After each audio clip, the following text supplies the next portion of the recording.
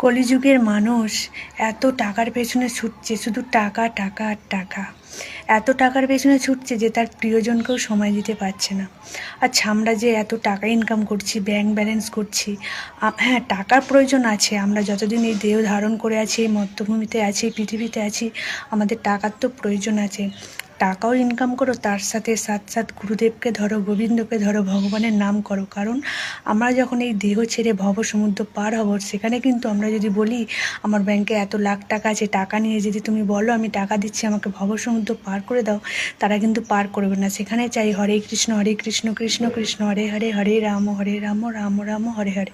তাই সবাইকে বলবো সময় থাকতে ভগবানের নাম করো।